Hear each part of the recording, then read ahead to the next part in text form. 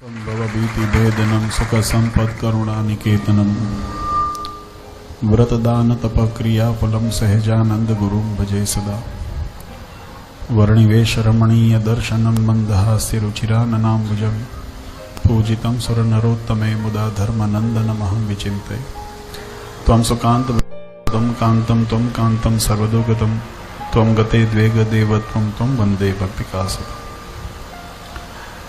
સર્વાવતારી સર્વ કારણના કારણ આપણા સૌના મોક્ષદાતા ઈષ્ટદેવ ભગવાન શ્રી સ્વામિનારાયણ, સ્વામિનારાયણ સંપ્રદાય દક્ષિણ વિભાગ અધિષ્ઠાતા દેવ વડતાલવાસી શ્રી લક્ષ્મીનારાયણ દેવ હરિકૃષ્ણ મહારાજની છત્ર છાયામાં જેમની કૃપા દ્રષ્ટિ સમગ્ર મુંબઈ વિસ્તાર ઉપર કાયમ અમી દ્રષ્ટિ વરસતી રહી છે એવા આપણા મુંબઈ મંદિરમાં બિરાજમાન ગૌલોક વિહારીજી મહારાજના દિવ્ય સાનિધ્યમાં અને જેમના સાનિધ્યની અંદર આવો દિવ્ય શાકોત્સવ આપણે ઉજવી રહ્યા છીએ એવા આપણા ડોંબીવલી મંદિરમાં બિરાજમાન ઘનશ્યામ મહારાજના દિવ્ય સાનિધ્યમાં આજની આ દિવ્ય સભામાં ઉપસ્થિત ધર્મકુળ આશ્રિત વાલા સર્વે અમારા સંતો પાર્ષદો, શ્રીજીના લાડીલા ધર્મકુળ આશ્રિત વાલા સર્વે સત્સંગી હરિભક્તો, સર્વ ધર્મ પ્રેમી સજ્જનો, સર્વ મોક્ષભાગી જીવાત્માઓ, દરેક ભક્તજનોને અમારા હૃદયપૂર્વક જય સ્વામિનારાયણ. વાલા ભક્તો, મુંબઈને આંગણે સમસ્ત પરા વિસ્તાર સત્સંગ સમાજ દ્વારા આજે ડોંબીવલીને આંગણે આવો દિવ્ય શાકોત્સવ અને સત્સંગ સભાનું આયોજન કરી અને બધાએ લાભ લીધો છે એ બદલ દરેક ભક્તોને અમે અભિનંદન આપીએ છીએ.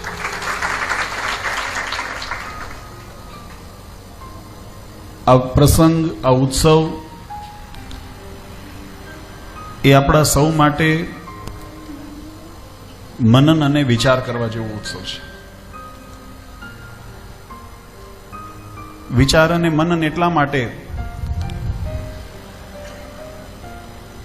આપણે આ ધરા ઉપર જ્યારે મનુષ્ય જન્મ લઈને આવ્યા છીએ, આપણને જ્યારે ભગવાનનો આવો દિવ્ય સત્સંગ ઓળખાણો છે, મહારાજનું સ્વરૂપ આપણને એવું ઓળખાણું છે, ત્યારે જીવાત્માનું પરમ કર્તવ્ય શું હોઈ શકે અને એ લક્ષ્યને પામવા માટે જીવાત્માએ શું કરવું જોઈએ, આ બંને વસ્તુ વિચારણીય છે, મનનીય છે. ભગવાન શ્રી હરિએ વચનામૃતની અંદર મનુષ્ય જન્મની સાર્થકતા બતાવી છે. મહારાજ કહે કે જગતની અંદર જીવાત્મા અનેક વખત અનેક શરીર ધારણ કરીને આ જગતના ચાળા ચૂંથ્યા છે,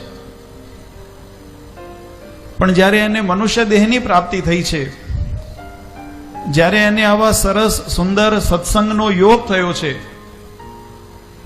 ત્યારે જીવાત્માએ ખટકો રાખીને આજે પોતાને મળેલી તક, પોતાને મળેલો અવસર, એનો સદવ્યય સદુપયોગ કરીને પોતાના મોક્ષનું સાધન કરી લેવું, ભગવાનને પ્રાપ્તિ કરવાનું, ભગવાનને મેળવવાનું સાધન કરી લેવું, જન્મ મરણના ફંદને, માયાના બંધનને તોડવાનું સાધન કરવું. અને જો આપણે આપણા પરિણામની અંદર સફળ થયા તો માનજો કે આપણો જન્મ, આપણો દાખલો એ સફળ થયો. અને જો પરિણામની અંદર પહોંચવામાં ક્યાંક કચાશ રહી ગઈ, ક્યાંક ત્રુટી રહી ગઈ, અથવા તો આપણે આપણા પરિણામ લક્ષ્ય સુધી ન પહોંચી શક્યા તો આપણો જન્મ એળે ગયો. આ સત્સંગની દિવ્યતા, આ સત્સંગની મોટપ એ ભગવાનને લઈને છે. આ વાતને આપણે ઘણી વખત ભૂલી જઈએ છીએ. મહારાજે આ ષડંગી સંપ્રદાય સ્થાપ્યો છે અને ષડંગી સંપ્રદાયની અંદર તમામ અંગોની પોતપોતાની જવાબદારી, પોતપોતાનું મહત્વ અને પોતપોતાનું માન સન્માન રહેલું છે. પણ એક વાત બહુ વિચારવા જેવી છે. આંખોનું કામ છે જોવું, હાથનું કામ છે કર્મ કરવું, પગનું કામ છે ચાલવું, કાનનું કામ છે સાંભળવું, મુખનું કામ છે બોલવું, નાસિકાનું કામ છે સૂંઘવું. આ દરેકની મહત્તા છે. પણ એક વાત આપણે ભૂલી જઈએ છીએ કે આ બધી ઇન્દ્રિયો કામ ક્યારે કરે છે? જ્યારે શરીરમાં જીવ છે ત્યારે. જો શરીરમાંથી પ્રાણ નીકળી જાય, જીવ નીકળી જાય તો આ એકે ઇન્દ્રિયો પછી કામ આવતી નથી. આ બધું શબ સમાન થઈ જાય છે. એમ મહારાજે સ્થાપિત કરેલા મંદિરો હોય, ભગવાનના સ્વરૂપો હોય, એનું મહાત્મ્ય ક્યાં સુધી છે? આ વાતને ખૂબ મનનીય વિચારથી સમજવા પ્રયત્ન કરજો. ભગવાને પધરાવેલા દેવોની અંદર મહારાજે કીધું કખંડ અમારો વાસ છે.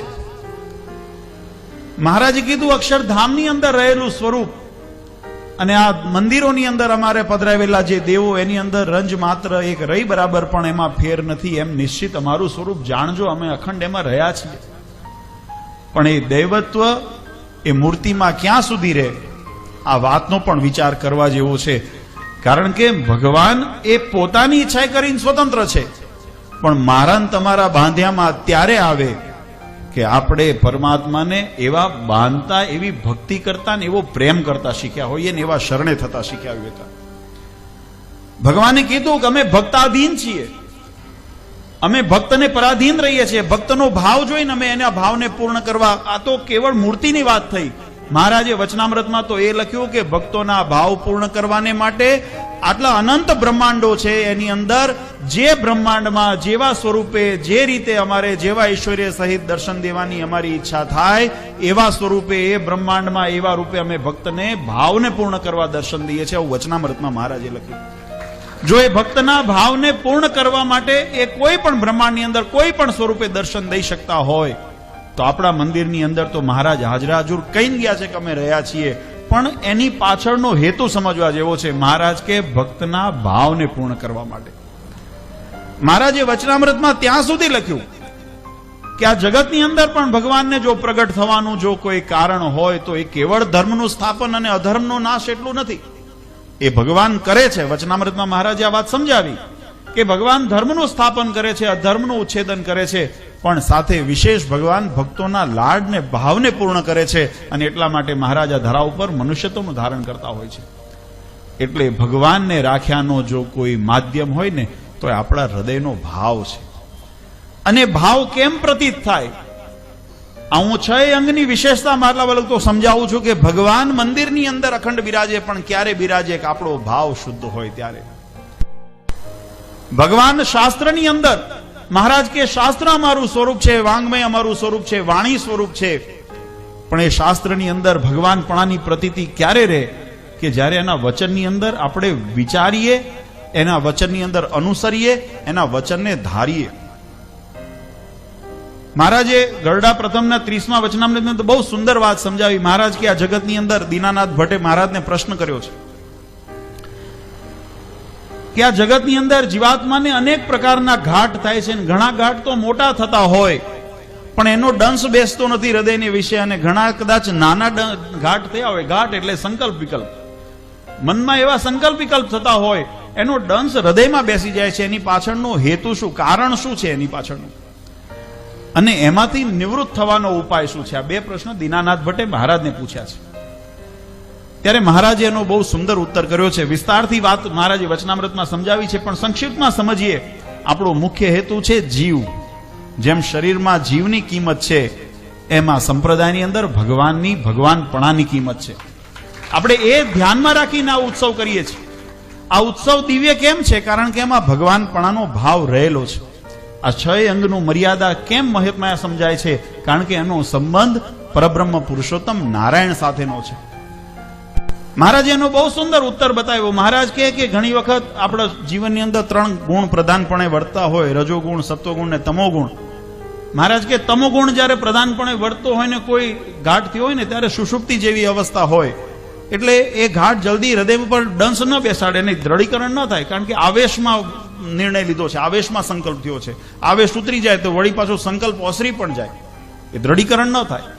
મહારાજ કે જ્યારે સત્વગુણ વર્તતો હોય ત્યારે પ્રકાશ હોય, જ્ઞાન હોય, સમજણ હોય, વિવેક હોય, અને વિવેકની અંદર માણસ વિચાર કરે કે મારા માટે હિત ક્યાં છે, મારું જીવનની અંદર શ્રેય ક્યાં થયેલું છે, મારી મર્યાદા શું છે, એનો વિચાર કરે. અને વિચાર કરીને જ્યારે કોઈ ખોટા ઘાટ થાય ને તો મહારાજ કે એને ટાળી નાખે, એટલે એનો દંશ ન બેસવા દે. એ સત્વગુણ પ્રધાનપણે હોય.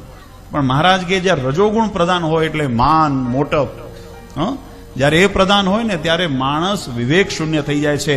એને ખબર છે આ ખોટું છે, પણ એ માનના આવેગની અંદર એ પોતે વિવેક રાખતો નથી ને એટલા માટે ઘાટને પોતાને ગમે તે અઠાગઠા કરીને પણ પોતાના સંકલ્પ સ્વાર્થને સિદ્ધ કરવા માટે એ મર્યાદાઓનું પાલન એવા સંકલ્પને દ્રઢીકરણ જડતાથી કરે છે, માટે એનો જે ડંસ છે એ બેસી જાય છે. મહારાજે વાત સમજાવી વચનામૃતની અંદર. મહારાજ કે એમાંથી નિવૃત્ત થવું હોય ને તો એનો એક ઉપાય બતાવ્યો, અને ઉપાય મારે એ મહત્વ બતાવવું છે. મહારાજ કે નિષ્કપટપણે, આ પહેલો શબ્દ મહારાજે વાપર્યો. કોઈ પણ પ્રકારનું કપટ રાખ્યા વગર મહારાજ કે ભગવાનને શરણે થાય, અને સત્સંગની અંદર જે ભગવાનની વાર્તાઓ છે, આવો શબ્દ મહારાજે વાપર્યો. આ હું એટલા માટે કહું છું કે આ શાસ્ત્રોનો મહિમા શા માટે આપણે માનવો જોઈએ. શાસ્ત્ર જીવંત ક્યારે રહેશે? શાસ્ત્ર મહારાજે તો અમર લખીને ગયા કે યાવતચંદ્ર દિવાકરો, કોઈ એને હાથમાં લઈને વાંચે ને તો એના જીવનું કલ્યાણ થાય જો એને અનુસરે તો. પણ એ જીવંત ક્યારે રહે શાસ્ત્ર? કે એને માનીએ તો. એનો પ્રાણ એને માનવામાં, ભગવાનના વચનને માનવામાં એનો પ્રાણ રહેલો છે. અને એટલા માટે મહારાજ કે સત્સંગની અંદર ભગવાને કરેલી વાર્તા એને ધારે અને વિચારે. બે શબ્દ મહારાજે વાપર્યા વચનામૃતમાં. ધારણ કરે, ધારણ કરે એટલે અનુસરે. એ ભગવાનના વચનને અનુસરે અને એના ઉપર વિચાર કરે, અને પછી જે પોતાને થતા એવા સંકલ્પનો વિચાર કરે અને બંનેને સરખાવે કે એક ત્રાજવાળમાં ભગવાનની આજ્ઞા છે અને એક ત્રાજવાની અંદર મારો સ્વાર્થ, મારો અહમ, મારો મમત્વ છે, તો મારે કઈ બાજુ મારું નિર્ણય કરવો. ત્યારે ભગવાને કીધું બુદ્ધિશાળી વ્યક્તિ હોય એ ભગવાનની આજ્ઞાના પર કે ઊભો રહે અને પોતાના જીવનને એ રીતે વાળી દે અને ભગવાનના વચનમાં રહે. ત્યારે મહારાજ કે એનું કલ્યાણ થાય, એનું શ્રેય થાય. એના જીવનમાંથી આવા ગાઢ સંકલ્પો વિરામ પામે. એટલે શાસ્ત્રની દ્રષ્ટિએ એ શાસ્ત્રની અંદર જીવંત રાખવાનું માધ્યમ છે. ત્રીજું ચોથું અંગ મહારાજે આચાર્ય પદની સ્થાપના કરી. એની મહિમા તો હમણાં સંતોએ બહુ ગાયો, પણ હું ફરી આજે ચોખવટ કરું. અમે પદનો મહિમા કે વ્યક્તિનો મહિમા કે ધર્મકુળનો મહિમા ગાવા આ ઉત્સવ નથી કરતા. અમે ઉત્સવ કરીએ છીએ કે એ આજ્ઞા ભગવાન સ્વામિનારાયણ કરી છે ને એટલા માટે એને અનુકરવાની જરૂર છે.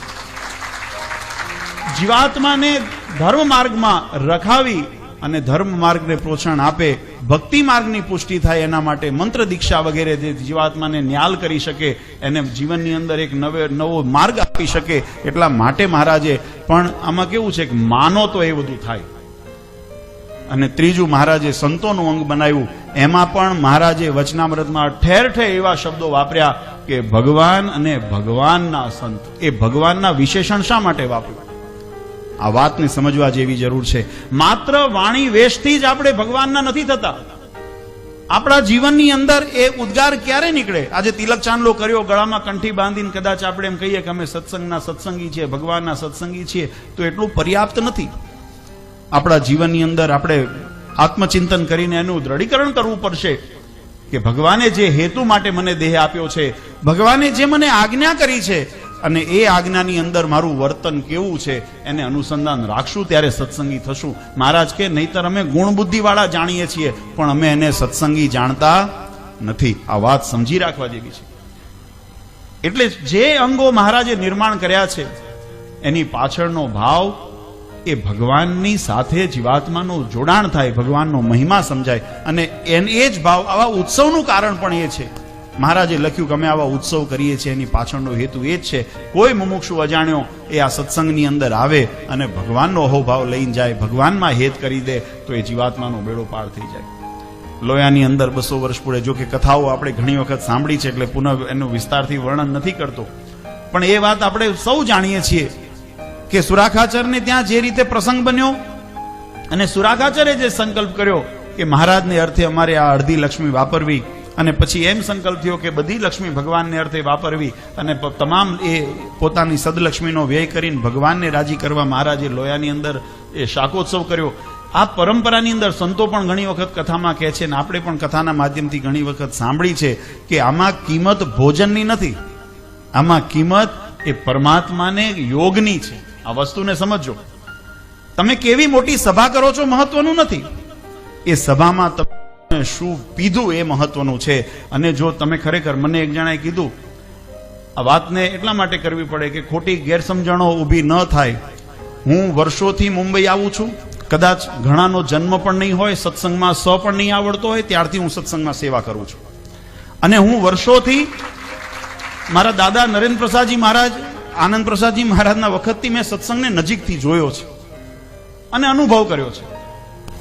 આટલા વર્ષોથી મુંબઈની અંદર અમે આવીએ છીએ ત્યારે અમે સત્સંગને ખાલી એક વિસ્તારનો નહીં તો પહેલા આપણો સત્સંગ વિસ્તાર વાઇઝ વહેંચેલો હતો. ભગવાનની કૃપાથી અને તમારા બધાના સાથ સહકારથી અમે પ્રયત્ન કર્યો કે આ બધા જે મણકા વિખરેલા છે ને એને એક દોરાની અંદર બાંધીને એક માળા કરીએ. અને આજે સમગ્ર બૃહદ મુંબઈ પરા વિસ્તાર, આ પરા વિસ્તારને સંગઠિત કરવાનું, આ પરા વિસ્તારને એક છત્ર નીચે લાવવાનું, અને કેવળ મુંબઈ નહીં, સમગ્ર સંપ્રદાય એ ભગવાન સ્વામિનારાયણની છત્રછાયાની અંદર, સમગ્ર સંપ્રદાય ભગવાન સ્વામિનારાયણની આજ્ઞાની અંદર અને ઉપાસના ભક્તિના માર્ગ ઉપર એક તંબે થઈને ચાલે એવો વેગ ઉભો કરવાનો અમે પ્રયત્ન કરેલો છે. આજે ઘણાને મનમાં એવું થતું હશે કે આ એક અલગ સભાનું આયોજન થયું, પણ જો હું અહીંયા બેઠો છું અને તમે ત્યાંના ત્યાં બેઠા છો, અલગ એને કર્યું જે અહીંયા નથી. મેં અલગ નથી કર્યું.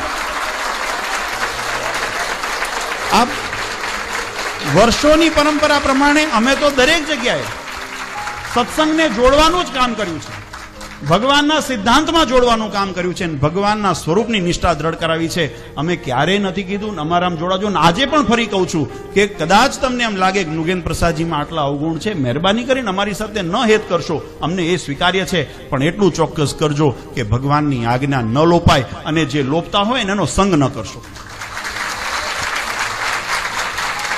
આ શાકોત્સવ, કથા ઉત્સવ, આ બધા નિમિત્ત આપણને શીખવાડવા માટે છે, આપણને વાસ્તવિકતાનો પરિચય કરાવવા માટે છે. ભગવાનને કેવા જીવાત્મા ગમે છે, ભગવાનને કેવા ભક્ત ગમે છે.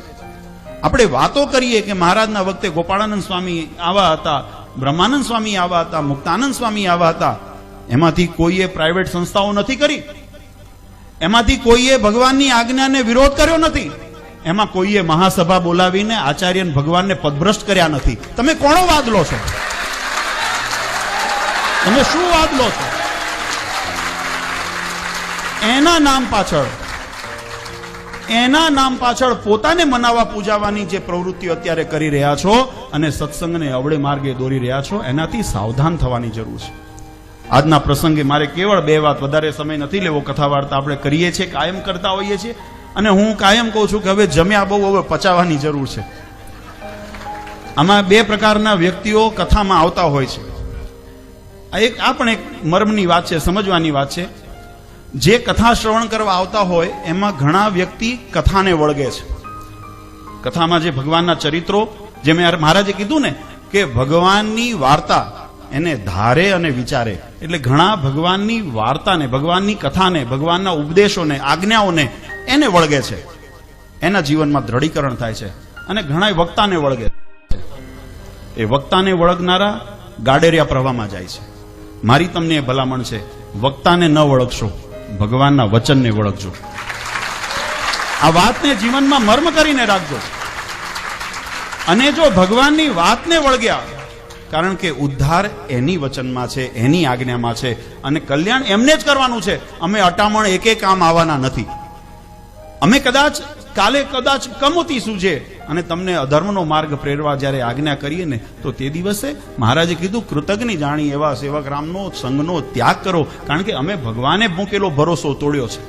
આ વાતને સમજવા જોઈએ. આમાં કેવું છે, સભા ભરાઈ છે, સભાની અંદર અમે બેઠા, સંતો બેઠા, તમે બેઠા, અને આપણે બધા એક સરખી વાત કરીએ છીએ, એટલે બધાને મનમાં ભ્રમણા હોય. તમને મનમાં એવી ભ્રમણા છે કે અમે સત્સંગ કરીએ છીએ, અમને મનમાં એવી ભ્રમણા છે કે અમે સત્સંગ કરાવીએ છીએ, કારણ કે આપણે બધા એક સરખી વાત કરીએ છીએ.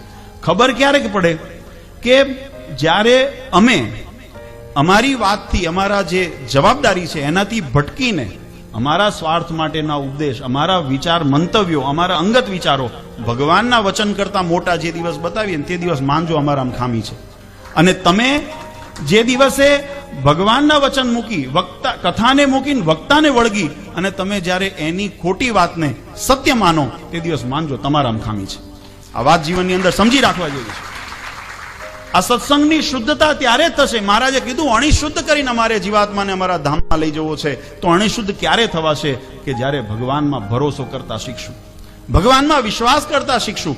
ઘણા એવું પણ કહેતા હોય છે કે અમે તો ભગવાનનું નામ તો લઈએ છીએ, ભગવાનના દર્શન કરીએ છીએ, પણ વાલા ભક્તો, મહારાજે જેમ લખ્યું કે ભગવાનને કોઈ નિર્વિકાર કે એનાથી પંચ મહાપાપથી પણ મોટો પાપી છે ને એનું ક્યારેય કલ્યાણ થતું નથી. પણ જે મહારાજના વચનને પણ ખોટા ઠેરવે, એના કાર્યોથી, મોઢેથી તો બોલે ભગવાનની શિક્ષાપત્રી, પણ એને અનુસરે નહીં એટલે એને ખોટી ઠેરવે છે, એ ભગવાનના સ્વરૂપનું પ્રત્યક્ષ ખંડન છે અને એ પણ અધોગતિના અધિકારી છે. આ વાત નિર્વિવાદ જાણજો. જેને ભગવાનની વાણી રૂપ સ્વરૂપનું ખંડન કર્યું, મહારાજે કીધું ભગવાનને સદા સાકાર દ્વિભુજ દિવ્ય મૂર્તિ જે જાણે અને ઉપાસના કરે એની ઉપાસના શુદ્ધ કહેવાય. જે ભગવાનના માત્ર મૂર્તિનું અવગુણ ગાય એવું જરૂરી નથી, પણ ભગવાને સ્થાપેલા સિદ્ધાંતો, ભગવાને બાંધેલી મર્યાદાઓ અને ભગવાને કરેલી આજ્ઞાઓનું જે ખંડન કરે એને પણ ભગવાનનું ખંડન જ કર્યું છે. માટે તેશામ કાર્યના સંગમાં શાસ્ત્રી શિક્ષાપત્રીમાં લખ્યું એવાનો સંગ પણ ક્યારેય ન કરવો. આપણા જીવનની અંદર આપણે કયું લક્ષ્ય લઈને નીકળ્યા હતા ઘરેથી અને કઈ દિશામાં આપણે જઈ રહ્યા છીએ. એટલે હું વાત કરતો હતો કે ખબર ક્યારે પડે, આપણે બધાએ જ્યારે એક સભાની અંદર બેઠા હોઈએ, એક હરખી વાત કરતા હોઈએ, ત્યારે તો મને પણ ભ્રમણા રહે, હું સત્સંગ કરાવું છું, તમને પણ ભ્રમણા રહે કે અમે બહુ સારો સત્સંગ કરીએ છીએ. પણ એની પરીક્ષા ક્યારે આવે? મહારાજે કીધું વૈરાગ અને સમજણની પરીક્ષા. ગરડા પ્રથમનું 78મું વચનામૃત. મહારાજ કહે કે વૈરાગ 78મું કે આંકડો જે હોય જોઈ લેજો, પણ વચનામૃતમાં મહારાજ કીધું છે, કારણ કે મને ગોખ્યું નથી, મેં પીધું છે, મેં પચાવ્યું છે, ગોખ્યું નથી. આંકડામાં ભૂલ થઈ શકે, આંકડામાં ભૂલ થઈ શકે, પણ મેં વચનામૃતને પચાવ્યું છે. મહારાજ કે વૈરાગ્ય અને સમજણ એની પરીક્ષા ક્યારે આવે? મહારાજ કે જ્યારે રાગનો યોગ થાય, જ્યારે ભોગ વિલાસની પ્રાપ્તિ થાય ત્યારે ખરા વૈરાગ્યની પરીક્ષા થાય. અને મહારાજ કે જ્યારે આપત્તિ આવે, સંપત અને આપત એવો શબ્દ મહારાજે વચનામૃતમાં વાપર્યો. મહારાજ કે જ્યારે સંપતની પ્રાપ્તિ થાય અને આપતની પ્રાપ્તિ થાય ત્યારે એની સમજણની ખબર પડે. તમને એવો દેશકાળ વિપરીત જણાય, તમને વાતાવરણ વિપરીત જણાય, તમને મનમાં એવું થાય કે હવે આમાં કઈ ઉદ્ધારનો માર્ગ નથી દેખાતો, ત્યારે તમારી નિષ્ઠા અને દ્રઢીકરણ જો ભગવાનની આજ્ઞામાં રહે ને તો માનજો કે આ સમજણ સાચી, બાકી ભ્રમણા. અને આ સત્સંગની અંદર જો કલ્યાણના માર્ગ ઉપર ચાલુ, બે પ્રસંગ મારે કહેવા છે. બે પ્રસંગને જીવનની અંદર કાયમ મર્મથી સમજી અને યાદ રાખજો. ભરૂચ અને આમોદનો જે વિસ્તાર, ત્યાં ભગવાનના એકાંતિક સંત મહારાજના નિર્વિકલ્પાનંદ નંદ પંક્તિના સંતે સત્સંગ કરાવેલો છે. મહારાજનો ખૂબ મહિમા ગાયો છે, ભગવાનની જીવાત્માને ઓળખાણ કરાવી છે. આ હું એટલા માટે કહું છું વક્તાને ન વળગાય એના માટે. ઉપદેશ કરનાર કોઈ પણ હોઈ શકે, ભગવાનની કદાચ ઓળખાણ કરાવી હોય અને એ નિર્વિકલ્પાનંદ સ્વામીએ સત્સંગ કરાવ્યો, ભગવાનનો ખૂબ મહિમા ભારોભાર ભક્તોને પાયો. હમણાં જે દીનાનાથ ભટ્ટની વાત કરી ને એ વિસ્તારના જ, એમને બધાને સત્સંગ કરાવ્યો નિર્વિકલ્પાનંદ સ્વામી. કંઈક પ્રસંગ બન્યો ને એમને ભગવાનની અંદર અભાવ આવ્યો, કંઈક માનવ સ્વભાવ છે એટલે કંઈક ભગવાનમાં અવગુણ દેખાણા. મહારાજે કોઈ માન અપમાન કદાચ સહન મહારાજે કર્યું હોય, કોઈ વાત કડક થઈને કીધી હોય, ન ગમી હોય, અને એટલે એ સત્સંગ મૂકીને નિર્વિકલ્પાનંદ સ્વામી નીકળ્યા છે. બુવા ગામ છે આમોદ પાસે. બુવા ગામમાં કાનદાસ પટેલ નામના એક ભક્ત છે, જેમને નિર્વિકલ્પાનંદ સ્વામીએ જ સત્સંગ કરાવ્યો છે. અને એ ખેતી કરતા હતા અને ખેડૂત તરીકે ખેતીની અંદર હલ વગેરે હાંકતા હતા. નિર્વિકલ્પાનંદ સ્વામી ત્યાં આવ્યા એ વિસ્તારમાં. એમને એમ થયું મનમાં કે મેં મહિમા બતાવ્યો છે ને હું ફેરવી નાખીશ. બરાબર, મેં મહિનામાં શીખવાડ્યો છે તો મને બોલતા તો આવડે છે, આવડતું હતું એટલે જ શીખવાડ્યું. તમને જ્ઞાન એટલે જ પીરસ્યું ને, કારણ કે બોલતા આવડતું હતું.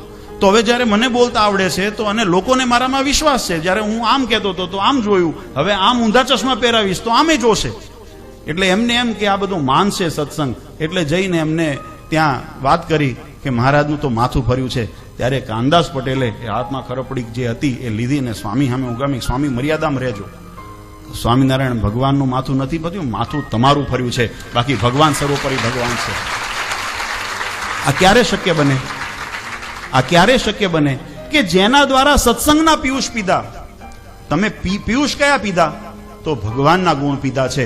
જેને ભગવાનને વળગ્યા, ભગવાનના સિદ્ધાંતને વળગ્યા, ભગવાનની આજ્ઞાને વળગ્યા, ત્યારે આ સ્થિતિ નિર્માણ થાય. જો વક્તાને વળગ્યા હોત ને, દીનાનાથ ભટ્ટની સ્થિતિ એવી થઈ એક વખત.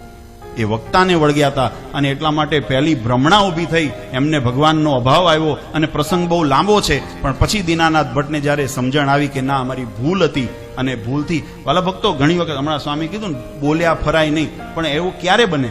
તમે દ્રઢમાં સત્યમાં હો ને ત્યારે એમાંથી કદાચ ભૂલ થઈ હોય ને તો સુધારવામાં કોઈ દોષ નથી, એમાં ફરવાની છૂટ છે. કદાચ કોઈનાથી ભૂલ થાય, અમે ક્યારેય એવું માનતા નથી, સ્વીકારતા નથી કે એવી અમે અપેક્ષા પણ રાખતા નથી કે કોઈ ભૂલ જ ન કરે.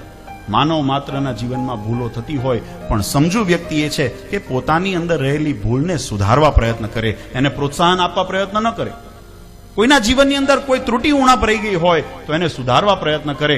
એટલે એવું સદમાર્ગે પરિવર્તન થાય તો એ પરિવર્તન આવકાર્ય છે.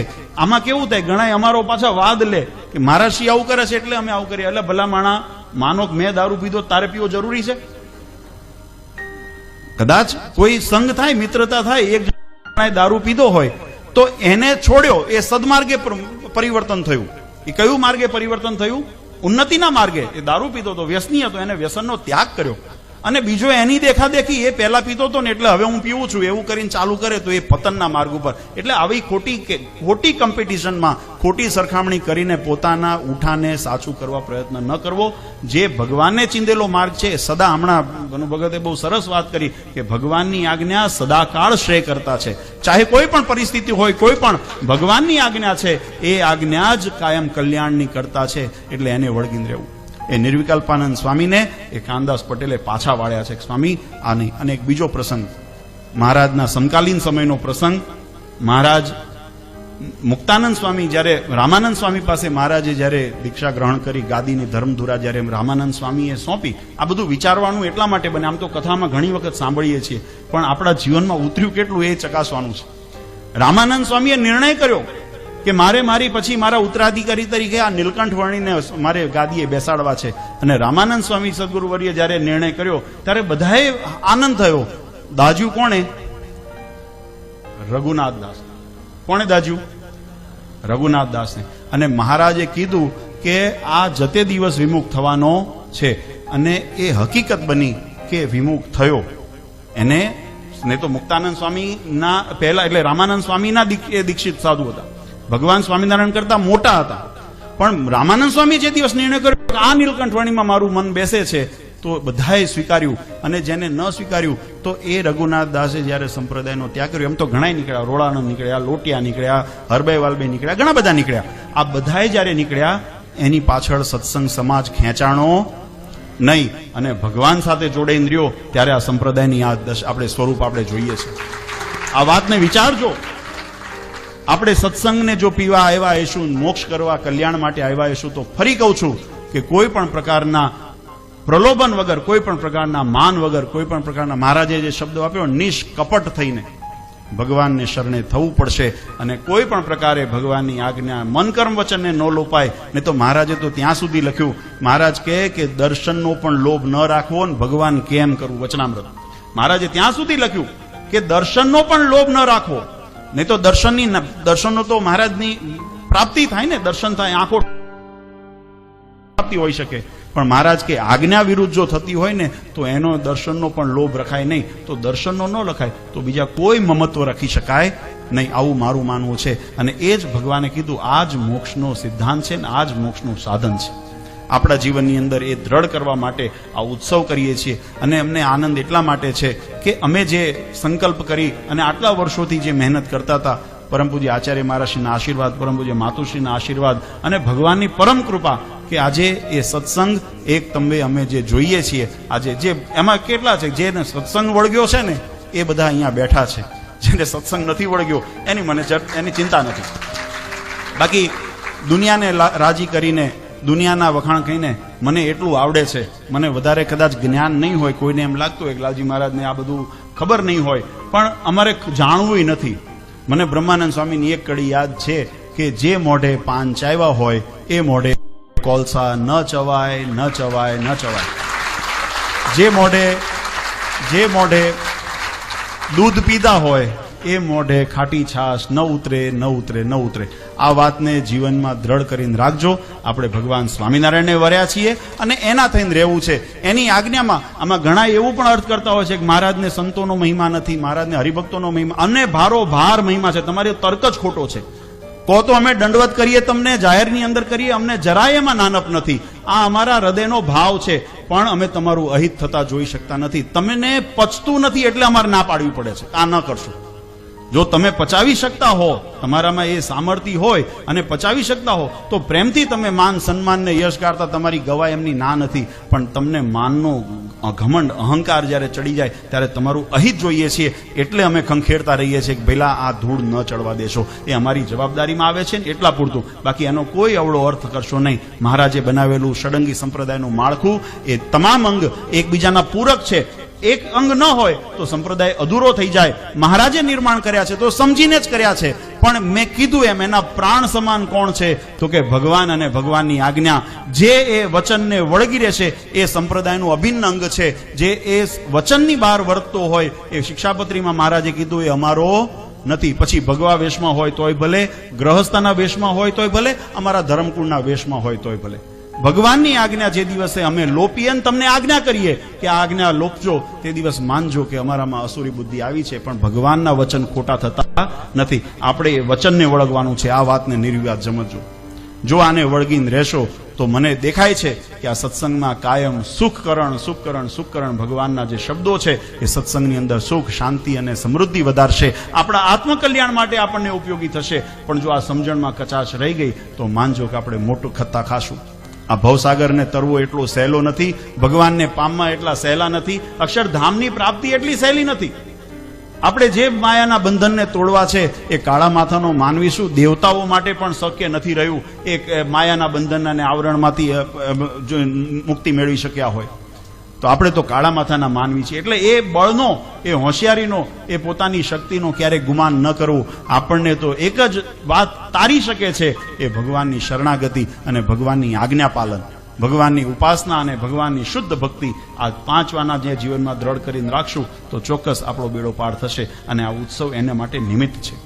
આનો પ્રાણ જો હોય, આમાં કોઈને ઊંચા કરવા, કોઈ નીચા કરવા નહીં. આપણે તો મેં કીધું ને, દર મહિનામાં આપણે વર્ષની અંદર 4 થી 5 ઉત્સવો મુંબઈને આંગણે થાય છે. એમાં એટલું મારા માટે એક ઉત્સવ છે. હા, જગ્યા બદલાણી, કારણ કે કોકે દરવાજા બંધ કર્યા, ઘરમાંથી ભાઈ ન આવશો તો અમે પરાણે જવું નથી, તમે બહાર કાઢ્યો. હું તો સત્સંગ કરાવતો હતો, દર વર્ષે કરાવતો હતો, દર 2 મહિને કરાવતો હતો, ને એ જ નિયમમાં હું આવ્યો છું. કંઈ વધારાનો નથી આવ્યો. પણ તમે દરવાજો બંધ કર્યો, તેથી કરીને મારી કઈ જવાબદારી હરિભક્તોને ભૂખ્યા રાખવાની મને કોઈ જરૂર નહોતી.